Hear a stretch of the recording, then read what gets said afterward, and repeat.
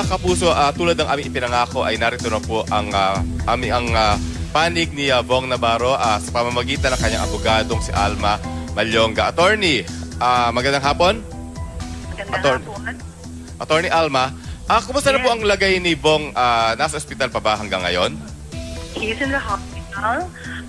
Medyo malubha yung kanyang pikahan. He is being severely injured and he is scheduled to undergo procedures including surgery ng pagkakaintindi. Pero nakakausap naman ng malinaw. Nakakausap din si Bong. You know what? Yung kanyang napagdaanan, anybody na napagdaanan yung kanyang naranasan, they will be very traumatized as Bong is traumatized right now. Pero, attorney, aware ba kayo dun sa blatter ng Taguig Police kung saan lumabas ang statement ng alleged victim? Oo. Actually, yun ang dahilan kung bakit ilagay namin, importante na maliwanagan, nagpa-screen kami ng statement today.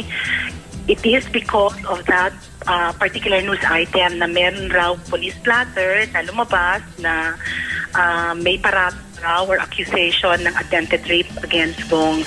Gusto lang namin liwanagin na si Bong ay isang biktima sa kasong ito. He is not a rapist. Maaring hindi siya santo, pero siya isang mabuting ring tao at definitely hindi siya kriminal, siya ay biktima. Yung nakalasaad doon sa police blatter na supposedly meron siyang ginawang attempted rape ay isang malaking kasinungalingan. No, it is part of this horrible crime that was committed against Bong. Siya ay dinita na. He was the victim of detention. Tinorture siya. He was being blackmailed. He was being extorted. At itong ginawang krimen sa kanya, pinabalaan siya na huwag siyang magsalita, huwag siyang magbigay ng kahit anong pahayag sa media. Itago niya yung krimen na ginawa sa kanya. At ginamit nila itong paglagay sa police blatter ng isang nakakatawa at hindi makatotohanan ng akusasyon para i-blackmail siya na huwag siyang magsalita. Pero kaya nga, nabanggit nyo na rin lang yung mga yan, kayo ba'y merong hakbang na legal na gagawin? Well, of course, the process is already, it's begun. Ang umpisa niyan, of course, is nakunan na ng statement si Bong. The matter is being investigated. Ayaw nga namin sanang magsalita at ayaw rin magsalita sana ni Bong. Kaya lang, lumabas itong news na ito na lalong pambababoy kay Bong. Yung ginawa sa kanya, sa totohanan lang, kung alam yung mga ginawa sa kanya, ay dapat hindi maranasan ng kahit na sinong tao. Walang karapatan ng kahit na sinong tao na gawin ito sa kapwa niyan. Yung pangbababoy, pangbabastos, pangbubugbog, pananakit, pananakot.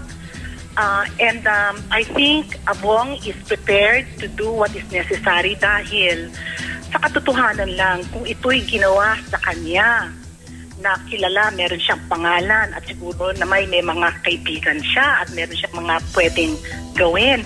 Paano pa yung mga ibang tao? Okay, Attorney, paano nga halba yung balak niya pagdedemanda? So ang proceedings, when do you actually begin officially? Actually, you know what? The process has already begun. Nagkakaroon na ng investigation dito at the proper time. The complaint will be filed. Because I think meron mga there are government entities involved here, including the NBI, the police authorities. We are gathering the necessary evidence. They are being documented. They are being preserved. We are very confident na napakalakas ng kaso ni Bong, but ang priority namin ngayon is that he should fully recover in the meantime. Pero attorney, meron ba kayong lead sa mga suspects? Yes, I understand na naglabas na lang actually si Bong, naglabas na, sinabi na niya yung pangalan noong yung kilala. Meron kasi siyang kilala doon at mga hindi kilala. At isang taong kanyang pinangalanan ay si Cedric Lee. Yun ang tao na nanakit sa kanya, kasama sa panunutok ng baril sa kanya, gumawa ng kababuyan kay Bong. He has said it. Hindi niya alam kung bakit. We do not know the exact story, kung anong motivation. But ito yung ginawa kay Bong.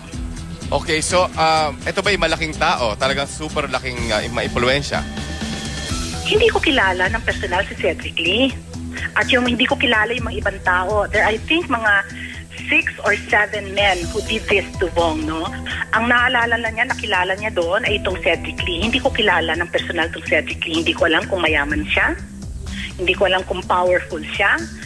Pero ang pagpaasta niya, parang pagpapalabas niya sa sarili niya, according to Bong, ay malakas siya dahil hindi siya nahiya eh. Anyway, Attorney, maraming salamat at sa mga pangalang nabanggit nyo ay kukunin din namin ang panig nyo. Bukas po ang pinto ng Start Talk para sa mga panig ng mga taong sinasangkot sa kasong ito. I would just like to say, the only reason I agreed to this interview is again to disabuse any notion that there is any truth to the allegation that Bong is a perpetrator of rape. He is the victim. I think naklaro po yan ngayong hapon. Oo. Maraming salamat po, Attorney Malyonga.